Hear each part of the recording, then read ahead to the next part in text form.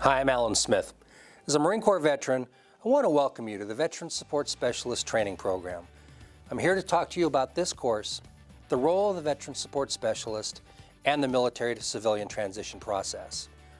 I'll also share a few tips about managing your new VSS role.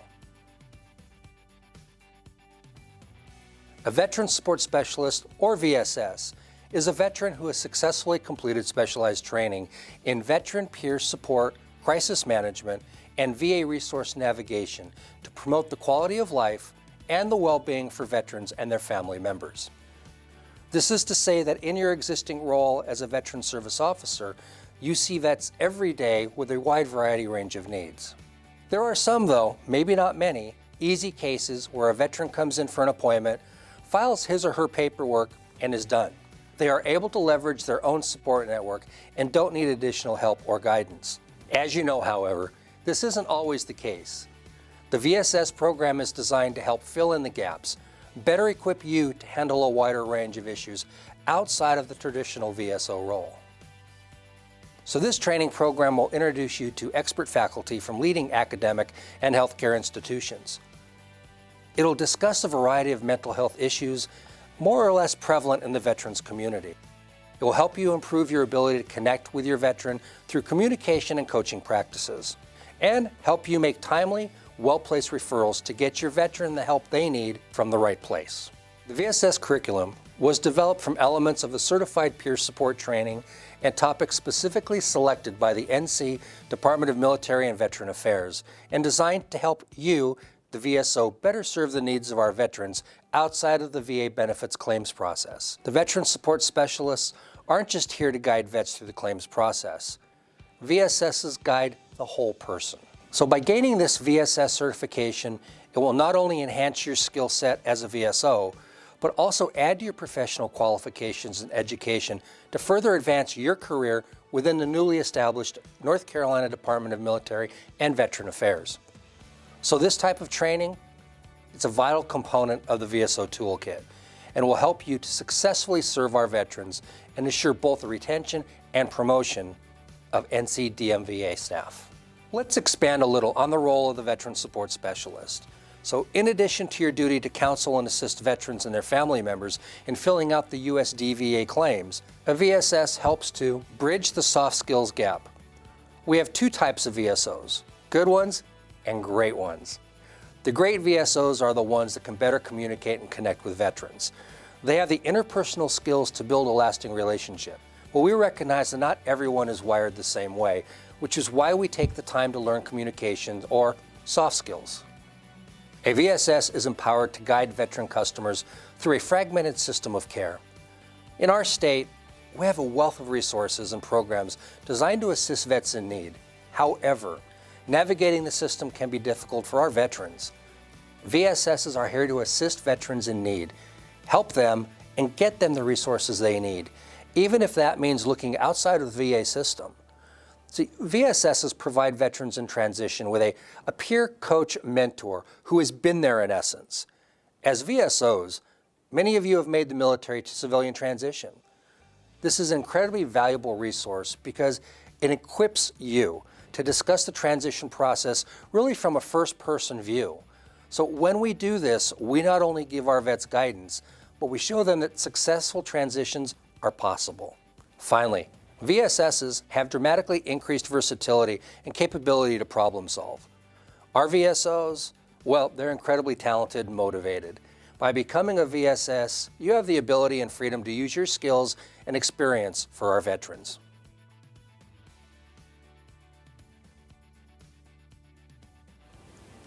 What is the military to civilian transition process? The military to civilian transition process is just that. It's a process by a military service member leaving the military and accepts the new role in a civilian life. Unlike basic training or boot camp, there is no set retraining that every member will go through. The process is slightly different for everyone depending on their own situation. It helps to think of the military experience in terms of a character arc, if you will, or Joseph Campbell's hero's journey. You know, the hero's journey is a process by which a literary character is called away from the life they knew, or the ordinary world, across a threshold to the extraordinary world. where they have some sort of a trial, adventure, or ordeal. See, the hero travels from the known through the unknown and then back again. So there are tons of books and movies that follow this basic structure. Think about Homer's Odyssey, or more recently, The Hobbit, Wizard of Oz, or even Star Wars. We can say that this is actually pretty similar to the experiences of soldiers, sailors, airmen, and Marines. They leave home to join the military when they are presented with an entirely new world with different circumstances, different rules, and of course, different expectations. Since 2001, a great many of these experiences have also included deployment to a combat zone, which is even more of an extraordinary experience. For those fortunate enough to return, they must cross the threshold between the ordinary and the extraordinary world yet again, taking with them all of their experiences and new worldview back to their civilian life. Transition is an event or non-event that results in changing relationships, assumptions, and roles. So we can say that the military to civilian transition process fits here.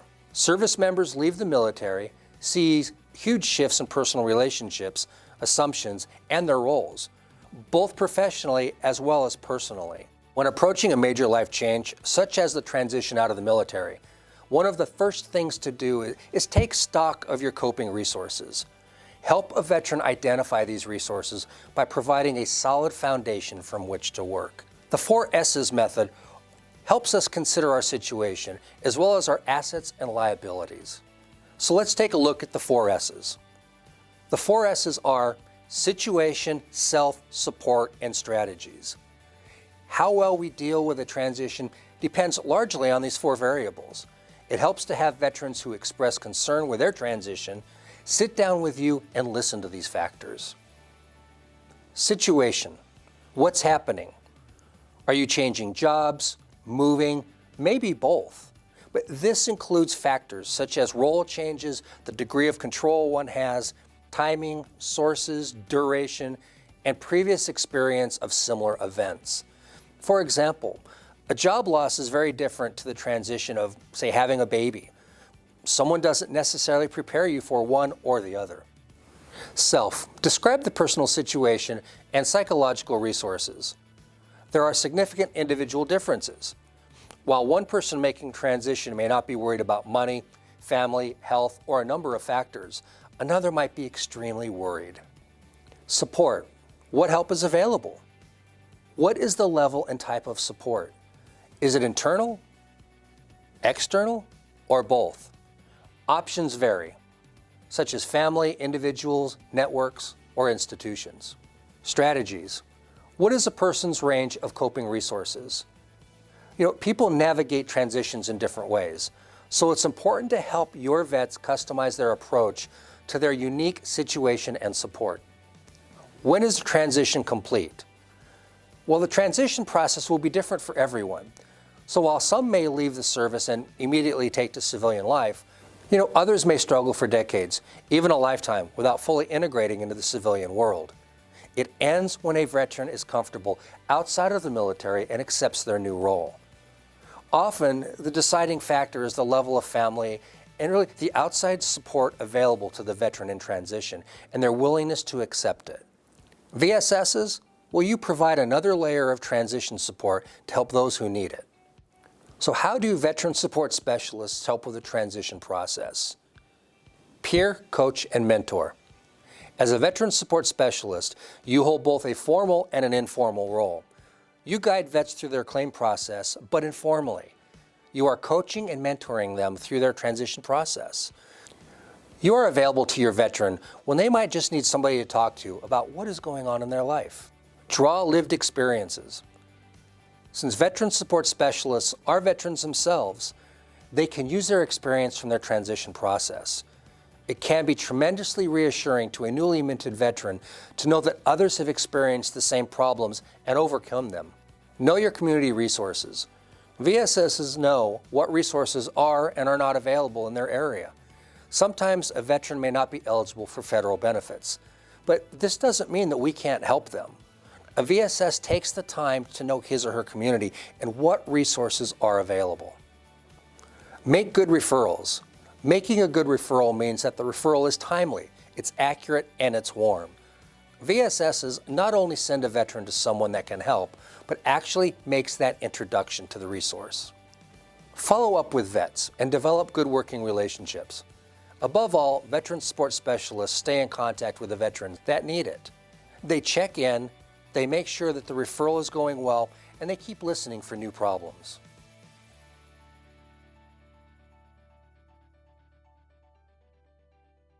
Sometimes we forget that service members generally don't transition out of the military alone. Leaving the military behind can be tough for the whole family. VSSs are here to identify resources for veteran spouses as well as children. So family is the key support in the transition process. It can be not only an asset to the service member, but also a window into the veteran's life. Often communication with the veteran will be difficult, and family members are very well positioned to communicate a veteran's issues. Keeping children and family in mind will not only help ease the veteran's struggle, but help you gain a clearer picture of what's going on in your veteran's life. Let's talk about some do's and don'ts. As a VSS, we have incredible leeway and access to our veterans. Sometimes the line of proactive assistance and over-involvement, it can get a little blurry. So here are some guidelines to make the distinction.